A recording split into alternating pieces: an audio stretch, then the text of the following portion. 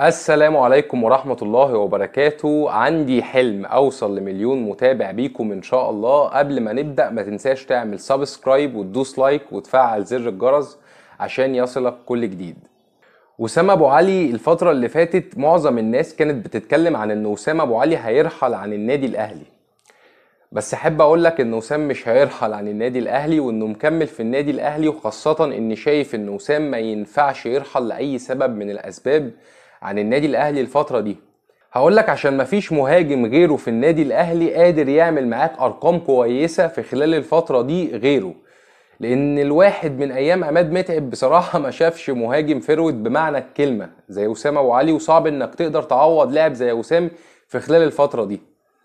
لو جينا بصينا لارقام وسام الموسم اللي فات: 10 اهداف في الدوري المصري، 3 اهداف في كاس العالم للانديه، 3 اهداف دوري ابطال افريقيا. فمفيش مهاجم في النادي الاهلي حقق الارقام دي، فدي صفقه بالنسبه لي ما تتعوضش لو سبتها في التوقيت ده، خاصه بعد الصفقات اللي جبتها في النادي وهتبدا بيها الموسم الجديد. هتقولي طب ما في بدايل زي جراديشار مثلا، مستواه مش زي ما اول ما جه النادي الاهلي، بحسه على فترات كده ومش مهاجم يعتمد عليه بشكل اساسي. هتقولي طب ما محمد شريف رجع النادي الاهلي. طيب هتقدر تاخد الريسك وتسيب وسام الفترة دي وتعتمد على محمد شريف انه اساسي؟ والله اعلم اداؤه هيكون عامل ازاي. صفقة بالنسبة لي يا صابت يا خابت، لانه مع نادي الخليج السعودي لو هنبص لارقامه برضه هو 23 مشاركة متهيألي ب3 اهداف، فيعني راح ما عملش حاجة سوبر اللي تخليني ارجعه تاني للنادي.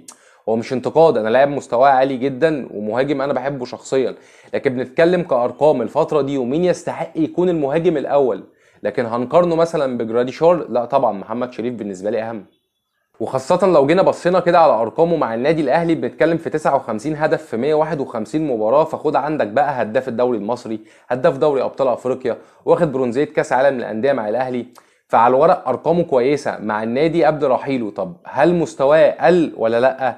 من وجهة نظري قل عن مكان في الاهلي، ده يمكن لاسباب اصابته مع الخليج السعودي في السنة التانية ليه ممكن تكون اثرت عليه فنيا. فرجوعه للنادي الاهلي شيء مهم وهيكون اضافه قويه للنادي. بس هتقولي مين مهاجم الاهلي انه يكون رقم واحد؟ هقول لك وسام ابو علي طبعا. طيب نقفل بقى ملف وسام ابو علي في انه مكمل في النادي الاهلي ولا لا. طلعت تصريحات من جوه النادي الاهلي رفض تماما لجميع العروض اللي متقدمه لوسام ابو علي خلال الفتره دي، بالعلم ان وسام طلب ان النادي الاهلي يخفض المبلغ اللي محدده للانديه اللي مقدمه عروض لوسام ابو علي.